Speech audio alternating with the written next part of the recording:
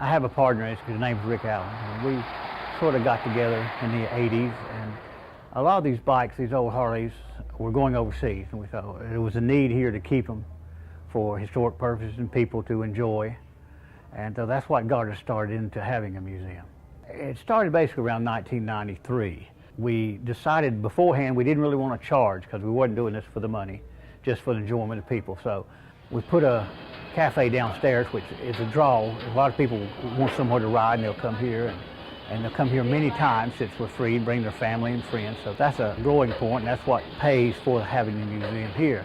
I never rode a motorcycle at all before until I got out of the Army in 1971. I bought an old 59 model, and I still have that bike. That's what started me with it. I've just sort of grown along as I went, and I have a few bikes, and Rick has a few, and other people are really responsive to it, and they bring bikes here and leave them. It's a great storage area. It's in a conditioned space. You don't have to worry about anything gets stolen. And most of these people love for people to see and enjoy the old motorcycle, and like for other people to enjoy it with them. The bikes we decided to collect were from 1936 to in the 70s, probably 78 to 80. We decided that because all prior to 1936 they were of a flathead design, and when they went to the overhead design for Harley, it sort of revolutionized their motorcycle and updated it, and the performance really shot up, and it changed a lot of the future history of Harley.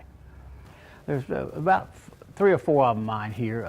We rotate them in and out, so it's different people. Get a little variation. We just finished a remodeling here. We took up all the old carpet, painted the floors, and doing a lot of painting. We're going to go into the back and open up a little bit larger so we have more people bring bikes, and we can show a few more of the bikes we have.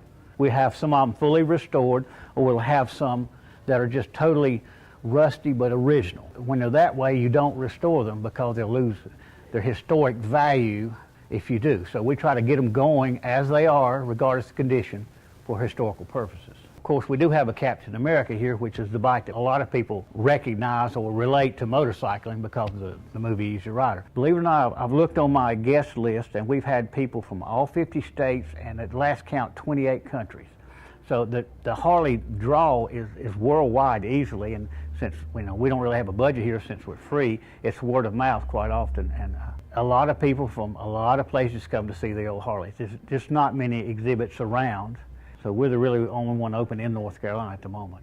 You have to keep it new and fresh, and a lot of people like to come see the old bike, but you need to move them around, and we've got a few more things we don't have the room here to exhibit, so we're going to expand out in the back a little bit. We have a storage area in the back we'll open up, and let's put more and try to vary it a little bit more too, where you see different things.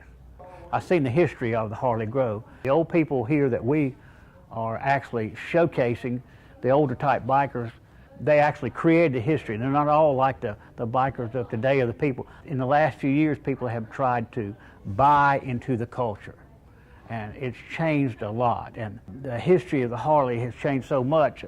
This is so much more interesting when you go back in time in the 30s and 40s. It's so much different than it is today.